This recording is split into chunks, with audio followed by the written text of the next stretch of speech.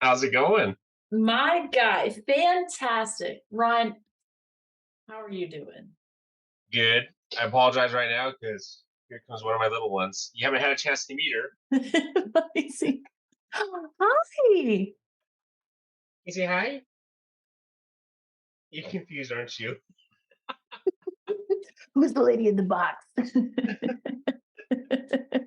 Dude, she's precious. Yeah. Oh, and here comes the other one. Dude, come here. Say hi. Hi. How you trying to start off, huh? There's no better way.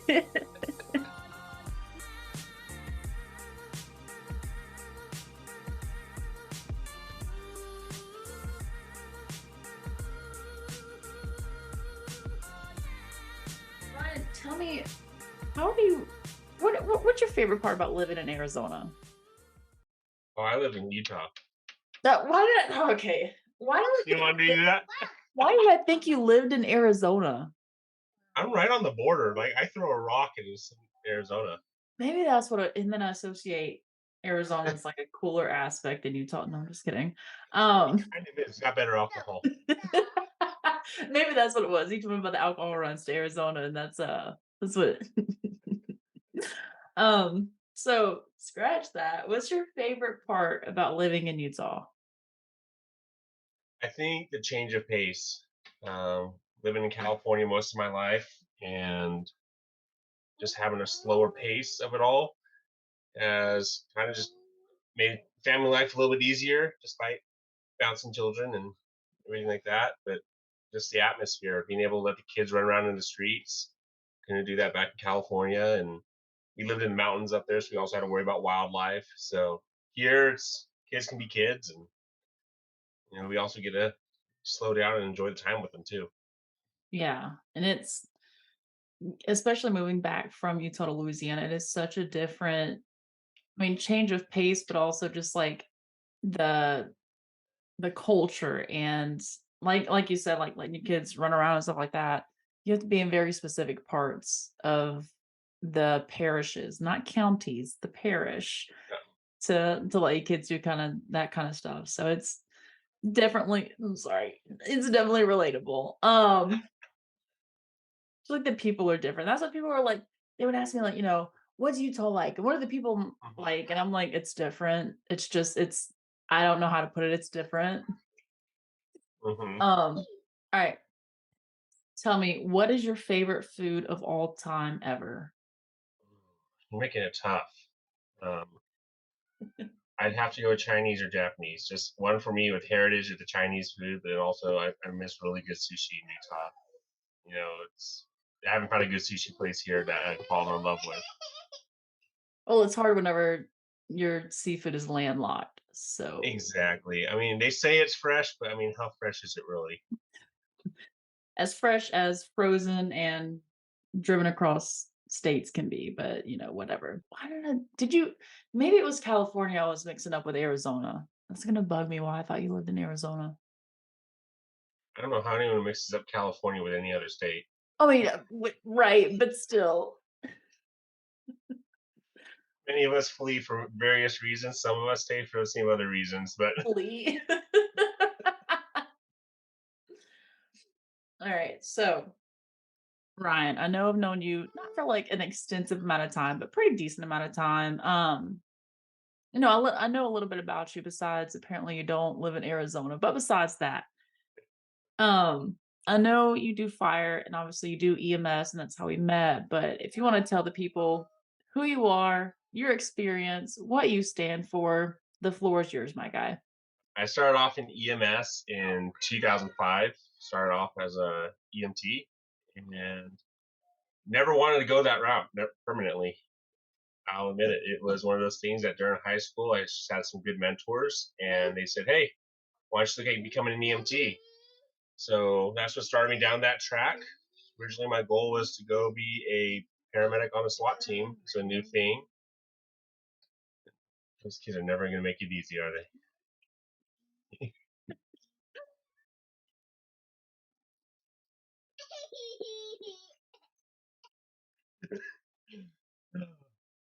Anyways, my goal is to go be a paramedic on a SWAT team. And 2008, the economy crashed. I had a couple of job offers for law enforcement, and that went down the drain since no one was hiring. And uh, decided what I'm going to do with my life. I'm not going to wait around for the economy to get better. So I went off to paramedic school and then started looking for jobs right after that again. So yes, so started looking for jobs after that, and fire department was one of the first ones to pick me up. Despite numerous applications of everyone trying to get jobs again and things like that. Is it so much that it was, like, just a job to join the fire department, or is that, like, something that you were pretty interested in? A little bit of both. Definitely something I was interested in, but it was also at the point of my life where I also wanted to get my career going. It was one of those that, got economy kind of side saddled it a bit, went off, got some more education, and then from there, let's see who hires me first. Is it law enforcement or is it fire? So both are great jobs, great career fields. That's why I didn't really have a preference which one. Um, my ultimate goal is just going out trying to help people and engage in the community. I'm not the 9 to 5er, stick me in an office. Maybe I will in the next 10 years. That might change, as I get older, but maybe I want that atmosphere. But currently, I still like being out in the field. Do you ever I mean, it's hard to look back now, but do you ever look back and you wish, like or you wonder, like, what would have happened if you was stuck with the law enforcement side? Or, like, is it kind of that thing where, like, it didn't pan out, but it's, for the best? Like, what does that look like for you? If I was to stay in California and not move out of state, there's all those what ifs. What if I stay there? What if I don't? Um, I think ultimately overall, it's been a blessing being where I'm at now. It's, maybe I had certain plans and where I wanted to go in my career, but different doors opened up. And those can be for various reasons. For me, it's religious. I'm Christian. I wanted to do certain things, and God opened different doors, going, no, that's not what I got planned for you. So for me, I think that played a huge role in it. Is I knew what I wanted to do, but it wasn't quite what was planned for me. Just fair. And Just then as I've fallen in that role, in the roles I'm in now, it's definitely like, yeah, this is a better thing than I pictured. true. So So, from all of this, you've had how many years of experience in the fire/EMS world? 18 years now. Um, yeah, But still time another 30 from flies. retirement. Yeah, I'm still about another 25 from retirement. At least for Utah, since I just started again not too long ago in it. So I just switch retirement systems up and start from the beginning. Sure. Um, what okay, so we I went through I went through day 1 of the fire academy with you, and that was it because I asked the question of, "Wait, is it always gonna be this cold in the classroom?" And they said, "Yes." And then I I asked, "When remember we" that, and they said, "Where'd she go?" to get her Didn't come jacket. back. And then it was like we were outside, they were talking about the different training obstacles and stuff, and I was like, "Wait, what do you mean? What do you mean, like, we have to go into the burning?" And then it hit me all at once, like, I am not cut out to be a firefighter. So, um, And not yeah, everyone is, and that's fine. I I can stand behind the There's, people that are like, "This isn't you for know what? me," because like A lot of my friends went the fire route because they couldn't make a career being a paramedic or an EMT on a private ambulance. You know, every yeah. state has their different wages. And back in California, I don't know how it is now, but it wasn't livable back then. Maybe for the people that got into it back in the 70s and 80s, but as time went on, it wasn't. And that's why I was looking to go somewhere else. What side would you say you rather go on? Like the fire side, like that's your niche, or like you like the EMS side, or is it 50-50? It's not a 50-50, maybe 60-40 more towards EMS, but I think a lot of the role has to do with what's the majority of the calls we run, and what what is your atmosphere you're in. So when I'm running 80 to 90% medical calls and 10% fires, and I'm probably being very generous on that 10%. A little bit, yeah. Yeah, you know, it's more wishful thinking. Um, but I think definitely when you do something more than the other, I think that does play a role into where your passion's at. True. So, Um, so I know you've got a lot of experience behind what you've done. We run a couple of calls together, not including the one that I took vinegar in that day because I had that bad case of not food about that poisoning. one. Dude, I'll never forget when you got to that call and I think I fell asleep on the way to the call. Obviously, I was able to function to my fullest capacity, all that stuff. But, like, you woke me up as we pulled up, and I, like, opened the door and got out too fast, and, like, the officer that was on the scene of that wreck with you, like, looked at you, and she was like and you were like, "She's just tired, it's fine." I'm like, "Hey, guys, what do we have?" Like, I'm still half asleep, like, trying to figure out how did we You're get to lucky this the call? adrenaline kicked in. That was the debate of, do I get someone else to drive us in, and just how do we run this so she doesn't get the adrenaline kicked in. I'm like, all right, we're safe. We're good to go. But, so, yeah, I've seen it firsthand, you have plenty of experience. But it's not just that you've done, like, your years and years of experience in this field, but also, like, you're advancing in the field, not just working on a shift back to back, which before we get into that, how do you like your 24s and 48s? Because I work in a system now where I do my 12s, and granted, I technically work a lot more, um, just because it's 12-hour shifts, but at the end of the shift, I get to go home and go get in my bed versus, like, on those 24s, you get about halfway in and you're either good to go for the next 12 or you're dying and crying into your pillow in the hopes of at least an hour's sleep. So, what would you rather? Because I like my 12s, but I think a lot of it depends on where you work too, um, and what does the overtime look like. And I'm not saying voluntary overtime. It's that, at least in the fire service, it's that, hey, there's no relief today. You're still here, and we have forced mandatory overtime just because we have the needs to meet of the community. So in a slower station or a not so busy state, where you're up the entire 24 hours, that type of system, I like the 48s. I like the 48/96. Come on for 2 days, go home for four, and I get 4 days with my family.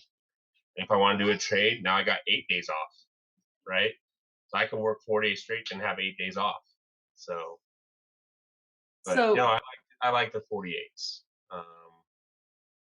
I won't name my old department, but my old department, we would work a modified Kelly schedule, where it's 1 day on, 1 day off, 1 day on, 1 day off, 1 day on, and 4 days off. Uh, and in that aspect, and like I said, getting hired into the economy where there's a lot of short staffing and things like that, more than what we're normally faced with, then we would be stuck at work. And I was working 22 to 24 days a month, 24-hour shifts, only going home 6 to 8 days a month. So not a very good husband, not a very good roommate with that lifestyle, so it didn't work. So, and then being running for averaging about 2 hours of sleep a night. So in a 96-hour shift, you get 8 hours of sleep. It was rough. So I think a lot of it depends on your system that you're in. but I know like some systems they can't help the shifts that they have based on like provider volume and whatever, whatever. But like Right.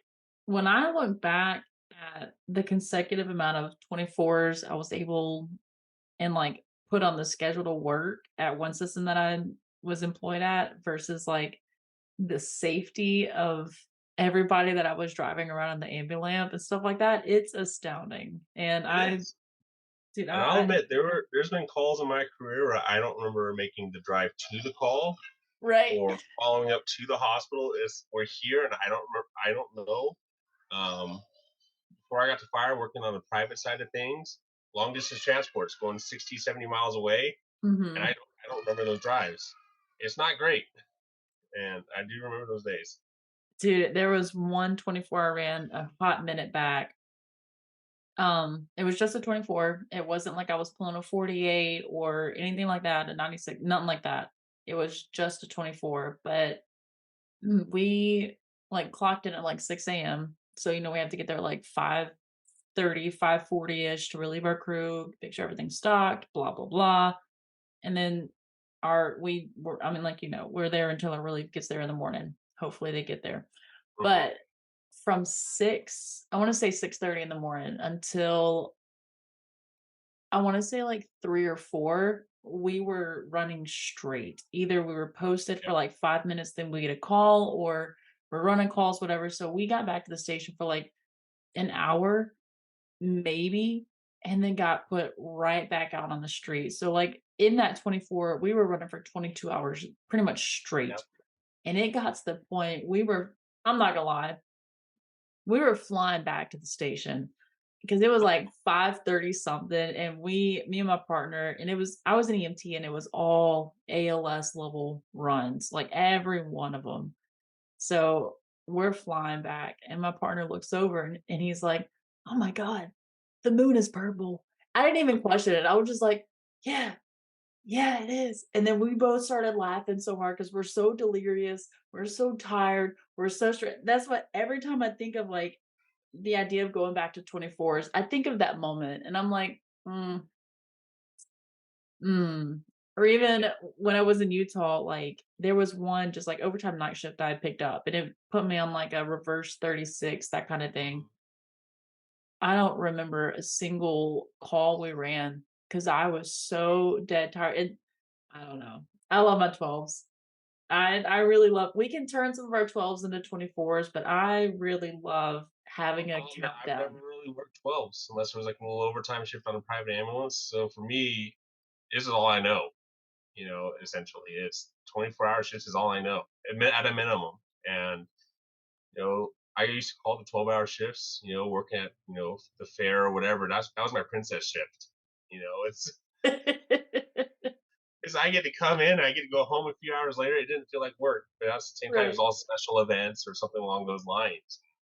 Other than that, I don't get to experience 12 hours. I've never had the chance for 12-hour shifts. You ever find a system where you do cling on to it dearly? Um, okay, so kinda like what I was hinting at earlier, so you've advanced in the field to where you're not just on the truck, you're not just running calls, you're not just pushing meds and hanging fluids and stuff, like, you're moving up into EMS education and coordination. Tell me about that. Tell me why like, what was the deciding factor of why you wanna do that? What do you do? How do you put your own experience into this? Like, what you got, my guy? So I think what originally got me into that field, I started doing skills instructor work about a year to 2 years experience as an EMT, just going and helping out with skills with different EMT schools. So I was just not comfortable with them myself. You know, EMT schools, and I went to paramedic school. Paramedic school is only 6 months long, and you come out just you absorb stuff like a sponge, but you also lose it just as fast. And it was one of those things where how do I maintain my skills? How do I maintain my knowledge or keep up with all the changes? I remember going through my internships, my preceptors. This is going to date myself. Intranasal was new. It was a new way to give medication, and you know we had a seizure patient, and they're like, hey, I go, hey, how about intranasal? And they're looking at me like, what are you talking about? It hadn't hit the field yet, but we're learning in school. It didn't hit our local protocols.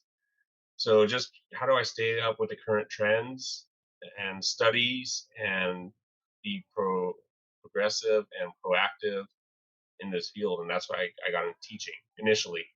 going over skills, but continuing that career as an educator is also more of a mindset of what do I do if I get hurt on the job? We already talked about the safety factors of working on the ambulance and not remembering the drives we made or the transports we've done. But what if something happens where I get hurt, you know, let alone back injury, EMS before these power loaders. My thought process was, what did I do if I hurt my back and it's a career ender? And like, what do I have that I can go into? And that's playing that all those thought processes through my mind, letting me to teaching. So that's what got me into teaching, and eventually became a passion too. Because being able to, I'll admit, I've been burned out and not want to be at work, but like working with you or any new EMT or paramedic, seeing that, I don't want to say hope in their eyes still and passion, seeing the fire that's not burned out. But those are like motivating. It's like, hey, I remember being eager like that. I remember wanting to learn, and I did not want to be that person to put it out either. I want them to keep going. I want them to keep, you know, going wherever the career takes them. So that's what got me into education. You So feel like just their it's passion. yeah. Do you feel like it's hard, like so for me, like from a former English teacher, which is not the same as EMS education, but like it was so hard trying to figure out how every different student learns. So like some are audio, some are visual, some are kinesthetic, whatever. Like, is it hard trying to like take that perspective and shape it into like these pretty I mean, I don't want to say like one way to learn different things, but like I mean, no matter how you learn, you still have to be able to perform the skill the same way. So, like, Right. is it hard trying to like adapt that, or like, do you just have you just found like a one way to teach something and everybody just kind of clings on to that, or like, what does that look like? I think it's always evaluating. So as you're up there giving lectures or doing skills, it's one of those things where you have to read your audience, kind of like how we read our scenes. Hey, is the scene still safe? Is it not? I kind of correlate that to the classroom of is, are the students staying engaged? Are they? Does it look like they're comprehending what's being said? Do I need to take a 5 minute break because you're getting tired, or do I need to do I have a bad approach? And as time's gone on, a lot of that has kind of worked itself out with experience in teaching. 'Cause I feel bad for my students during the first couple of years. So, but Um, being able to read the classroom, I think we're all a little special in our field, especially the ones that make a career out of it in the aspect of we're not normal. So, having the unique learning objectives and being able just to adapt helps. what would you say is your favorite thing to teach, or like treatment or skill? Like, what is the thing that like you look forward to per class that goes through? Um, Say, looking at the paramedic level, teaching skills that I don't get to do very often, or anyone really in our field, is things like surgical prakes, needle thoracostomies, things like that. Like the surgical interventions. It's not as something that's high risk but low frequency, and that's something that we want to.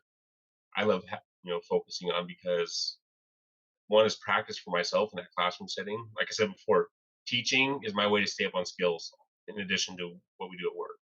So being able to teach those low frequency calls, those high risk stuff, that's kind of like where a lot of the passion's at when it comes to skills. But when it comes to just knowledge based, not hands on, I would have to say probably cardiology is my favorite. So I know I see your face right there. It's, Dude, but I don't hate cardiology, I get it. I mean, I'm decent enough, I've made it as a paramedic and I still have my job, but, like, it's not my thing, like, it's not my favorite, like, okay, it's not a STEMI, alright, that's uh how I am with neuro. That's neuro for me. Fair. It's like I remember learning the cranial nerves in school, but other than that, I've never really thought about them as much as like I did in school to pass the test. It's one of those things that's like, all right, cool. You know, maybe that might change as medicine changes in our field over our career. You know, us being able to do more things. But right now, it's yep, you got a neuro problem, rapid transport. Right. You know, Either it's a or stroke or a seizure. cardiac. At It's least I can do something like, hey, here's some aspirin, here's some nitro. You know, maybe not all the time, but Ooh, this one's scary. Let's give adenosine. Or when we just get to straight to the pace, pets. Exactly. you just like that's why I like cardiology so much is just learning the physiology of it and being able to actually probably do something for it versus neuro. I'm going cool. Let's get you to the hospital. We'll be there in about 20 minutes, You maybe are 10. not you are not GCS3. Things are bad. Yeah. Hmm. Um, Dude, that's how I feel about the respiratory system though. Like that's my thing. And I'm not going to say you can do more if you know about the respiratory system because you can treat COPD or CHF or this, that, and the other. And cardio is just, I'm not going to say we're limited, but I mean, that's beside the point. So, um, so with all of the things you do, so like you got your work stuff, you got your 48s. Oh, bless you. You do your EMS education, you work on the field, you do all this stuff. Kind of what we talked about earlier with like the work family balance. What does that look like for you? And especially taking into consideration, like if you get held over, like you have a shift that was atrocious and your wife also has a pretty demanding job, like how do you guys function like that? There's days that we just feel dead. I'll admit it. It's I'm home. I'm with the kids, and I'm trudging through it, trying to find the energy to keep up with them. There are those days for both of us, and it's like I don't really feel like much of a good parent today, but tomorrow will be better is what we or maybe if I get a nap in when they get a nap, will be better. But so those are like the worst days. Um, the average day, I think we just got it worked out really well, a good balance. You know, with my wife and I, it's like when you have a good partner at work, you learn to read each other. You know who's good at what, who's better at other things. That we feed off each other's strengths. And like I said earlier, not having family here makes it tough. So we do depend on each other a lot. But I think it's also strengthened our marriage as well, being able to push through those trials together and be successful. So And it's so funny because like mm, when I joined EMS, at the point I was in my life, it was this whole thing of like, oh yeah, being a first responder breaks up this percentage of marriages. Nah, nah, nah, nah. But like at the same time, and when you have people that they get married because they met their significant other in this field or like, further along the road, like they meet somebody else and it just adapts into this field. Like you always hear like the negatives, but at the same time, maybe this is just me. If both parties are willing to work together with it, it should work, but that's beside the point. Um, theoretically, it should work. it should work. I mean, some people it just doesn't. That's how it is. But And then we talked about our shifts too. I'm gone for 2 days.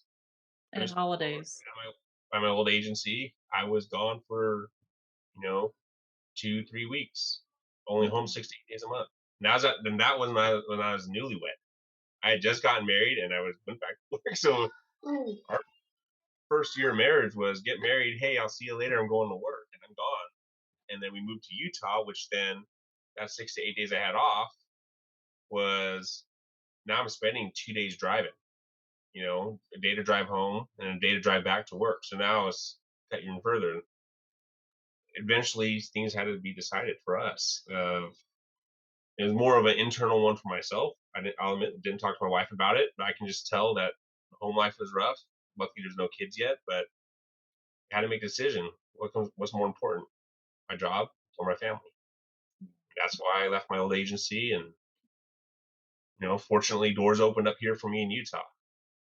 I think we talk about experience that opens up a lot of doors wherever you go. So always learning, always pushing yourself, taking classes you don't want to take.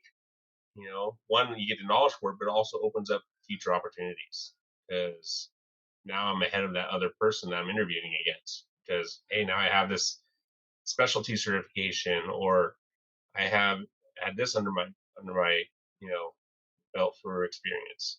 You know, so always learning. You got to find your why, and for me, it was family. hands down. Um, I feel like that goes into kind of the core values of like when you sign up for this job, like it's not just can you handle this job, like not just like the hard stuff, but like the long hours too, and this that, but also outside of this job, your life is going to be affected in one way, whether it's positive or negative, just like any other job. But I feel like with our field, it hits different in a way based on like all the things you're saying. But I think a lot of people forget that while we're making our sacrifices at work, our family at home is also making sacrifices. When we're gone on the holidays, gone for birthdays, graduations, big school events for the kids, things like that. A lot of us forget that. Yeah, it might stink that I'm working overtime today and I didn't want to, but what effect does that have on my family? What sacrifices are they making because I'm not home? So having that in retrospect, thinking about it as you're planning your vacations and all that stuff is, yeah, I have to remember personally is like, hey, you're making sacrifices. Hopefully the kids don't remember it yet because they're so young, but you know, hopefully as they get older they realize it's a good thing. Sometimes too. right.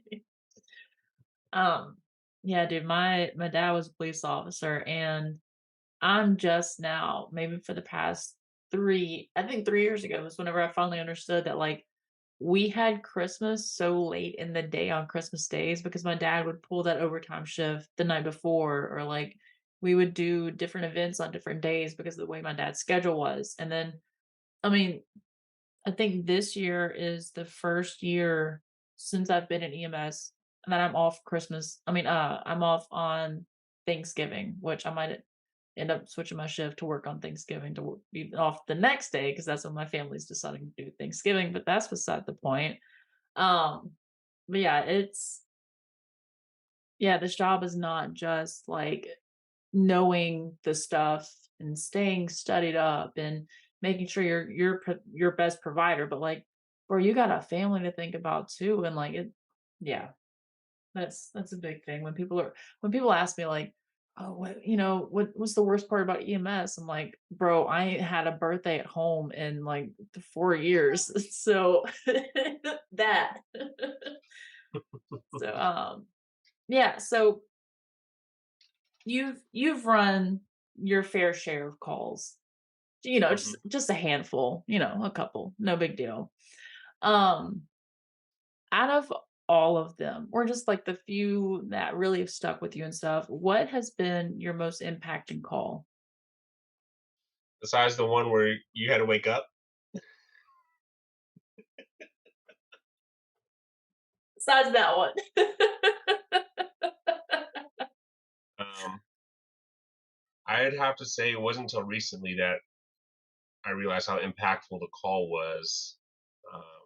For me, it was cardiac arrest, obvious death, families not in the state, and I ended up having to give a death notification pretty much through the webcam inside the house. But it was like the security cam, so families seeing the security cam see us there and like, hey, what's going on?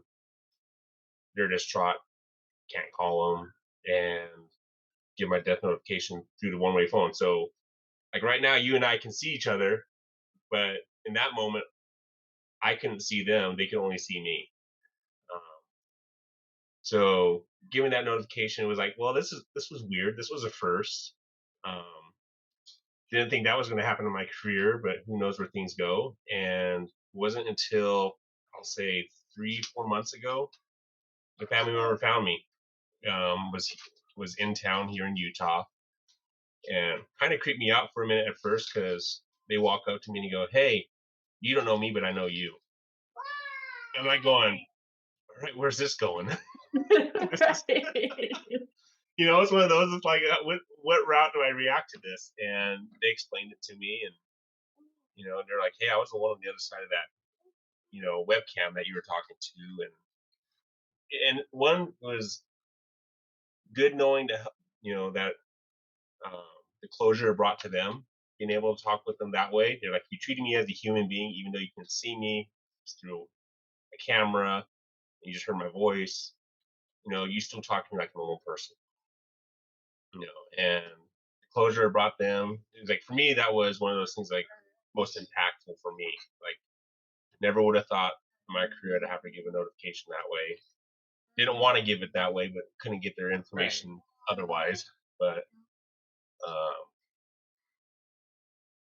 yeah, I would go more into it, but there's like it would be HIPAA stuff. Yeah, But that's fair. That's I fair. don't want to avoid that. But it was one of those. It's just being able to meet the family, see where they are now a year later, and they're knowing how that moment was helpful in their recovery process of their grief and stuff like that.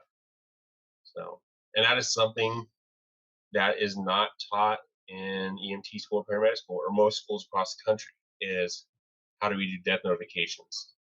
It's especially wasn't until COVID that we did start pronouncing more and leaving the patients at the scene versus transporting them to the hospital. For me, starting off my career in the early 2000s was load and go, diesel bolus, get them to the Mhm. hospital, just and do your interventions en route. That's what it started off as. To now we stay and play, work them up, do everything you can on scene, and depending on the protocols, call medical control and go from there. You know, so that was probably the most impactful one for me. That still hits home, and I think it's because it's recent, knowing what it's done. So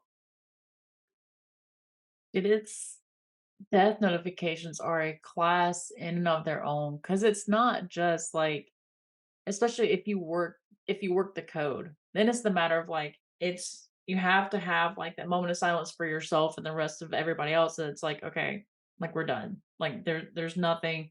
Not only like have you all come to that conclusion before you call the doctor of like, hey, like there's nothing else we can do. But then it's like, all right, like hands off, everybody's done. Like, and then you have to have that talk with the family, and especially depending on how old the patient is and their level of understanding, that's hard. And like I don't remember every STEMI I've ever seen. I don't remember every stroke I've ever called. I don't remember, so many things, like how many times I've given fentanyl, which my partner keeps the little stickers of the fentanyl vial on the back of her badge. And we haven't done it for a minute, but like I looked at the back of her badge one shift and I was like, oh man, like this is a lot of fentanyl. Like, it's justified every time, but, like, that's a lot. But, I can almost word for word remember every death notification because, like you said, it's not something that's taught in school, and there's no, like the you can, but there's no script other than you have to solidify, like, "Hey, your loved one is dead." You can't do the whole "they've passed on" or, like, "they're" whatever, like, you have to I don't know, I've gotten decent enough at it at this point, but, like, my first death notification on my own as a paramedic, dude, I felt sorry for the family because 'cause I'm like, I stumbled through that so hard and, like and then it's always I mean, this is morbid, but it's the awkward moment of, like, you just stand there and then you wait, and then, do they have any questions or, like, what do you do now?" Like and I don't know. And I feel like a lot of that goes back to having that empathy of, like, understanding that, like, this is hard for them. Like, you're doing your job, but also, like, this is goes back like you said, like, this was a human being, and you're talking to other human beings who are now feeling very big emotions. right. Um, Going back to the education aspect of it all, is there is a really good course out there now on how to deliver death notifications, and um, the person who teaches it used to be an educator in Southern California. Am I allowed to say their website? No, go ahead. Okay, so check out emergencyresilience.com, and Alex teaches a great course on that, and she is someone that I worked with when I worked out in California. I've had a bunch of her medic students as my interns, and when she came out with this class, I took it. I learned a lot from it. Some of the stuff I already knew just from my own experience, but I also was able to take away a lot from it too. There's also a component in there's how do we, as the EMS professionals, deal with it afterwards ourselves, dealing with not burning out and quitting our field or going down that dark path of becoming alcoholics or you know go in hiding and burn all of our friendships and relationships with others. So it talks about that aspect too. How do we mentally cope and work through it, but also talk with the families. So it's a great course. I actually, for my agency, do it as annual training. Is even though they've already been through it, hey, we're opening up the website today. You guys are all logging in and taking the course. And so that's at least for me with death notification, that's how I run it at my department right now. The other thing too is if I have a new EMT or a new paramedic that's never delivered one before, I usually try to spare them that aspect of it and say, hey, I'm going to go make this notification. If one of you want to come with me, just one, because I don't want them having the whole engine company, Yeah. ambulance, law enforcement. I don't need the 15 people coming to tell them. So it's like, if one of you just want to come with me, you're welcome to come and listen. Listen to how I deliver it. See what you like that I do. If there's something you don't like about what I do about it, what would you do? I make them question themselves. What would you do for things you don't like that I do that might work better? And tell me about it too. Because how do I get better about it without feedback?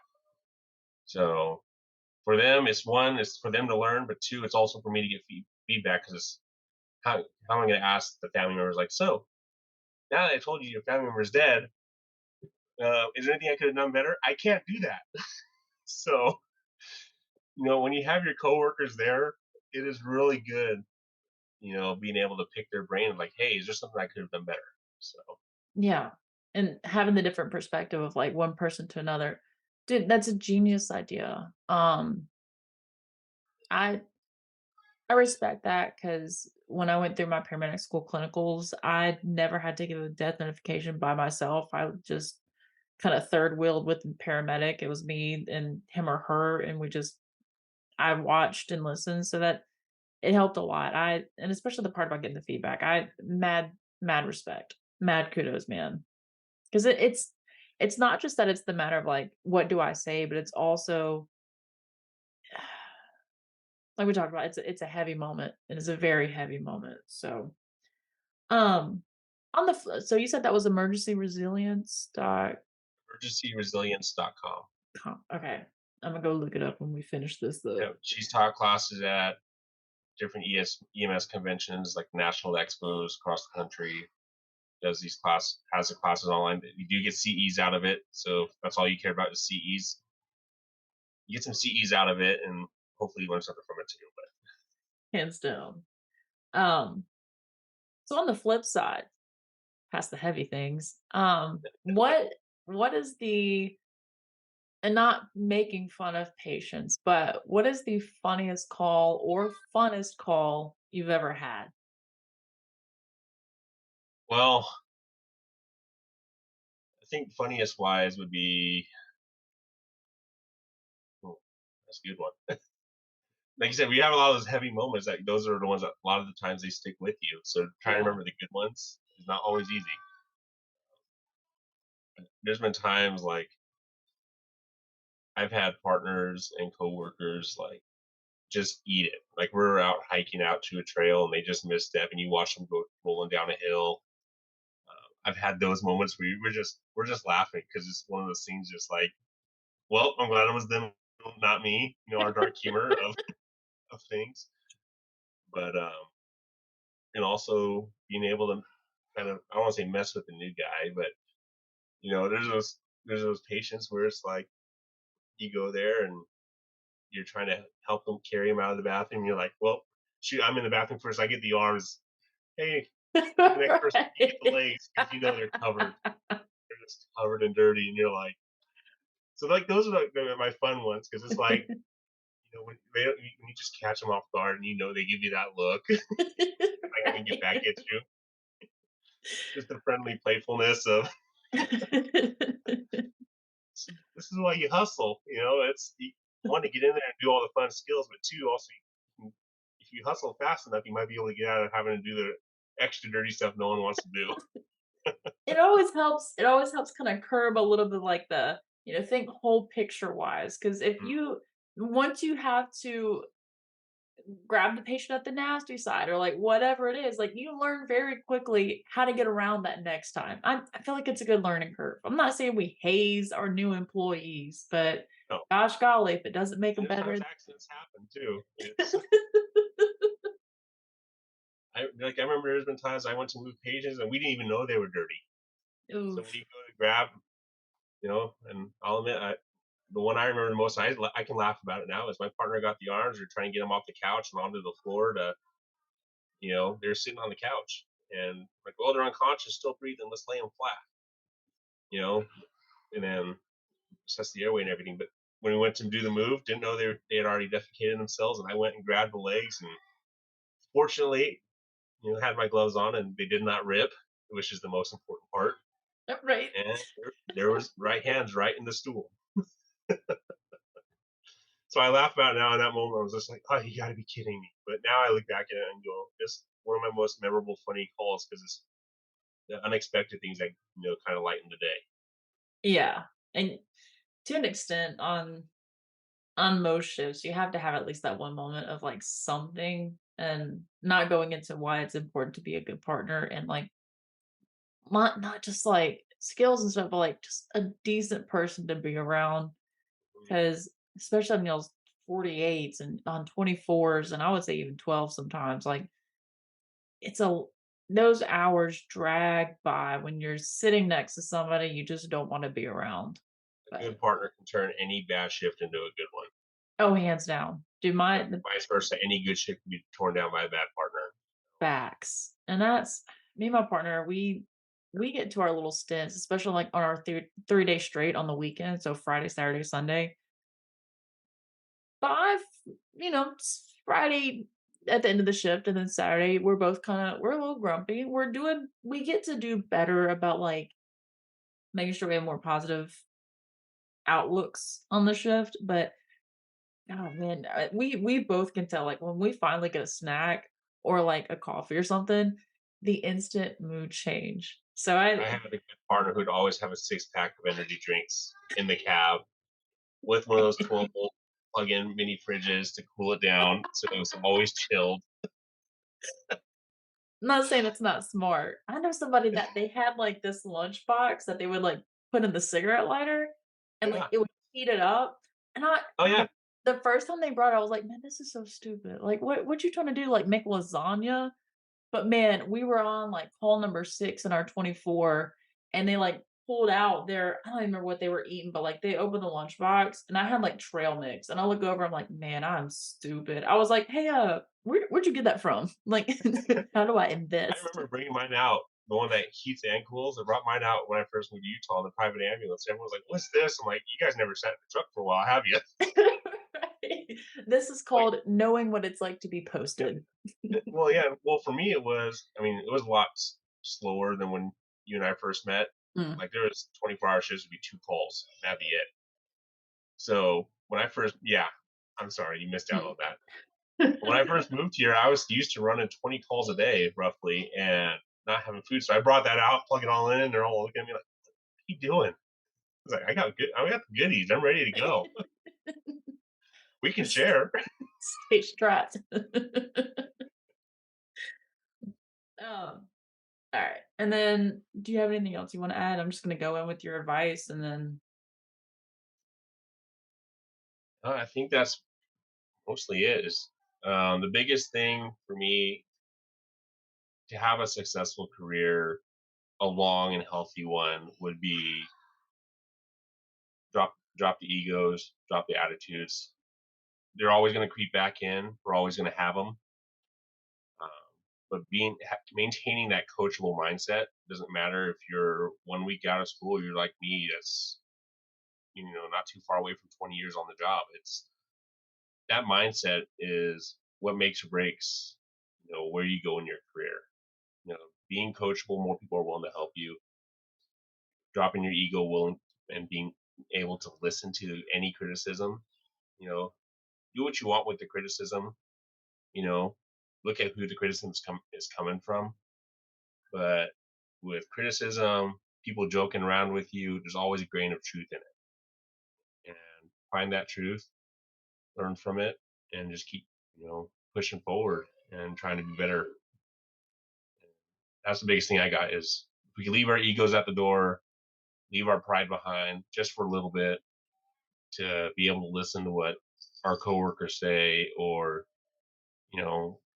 for me when I teach a class and students give back their feedback forms on, hey, how was class? They write, 5 is great, 1's a horrible. If I get that 1 or 2, I kind of stings, but hey, what did it say? What can I do to try to prevent this from happening again? In that educator aspect. So that's my biggest thing for anyone with the career and the education side of things is just be coachable, be willing to learn. Just know that what we learn a couple years from now may not match what we learn today because the science says otherwise. So. Facts. Yeah, man. Couldn't have said it better myself.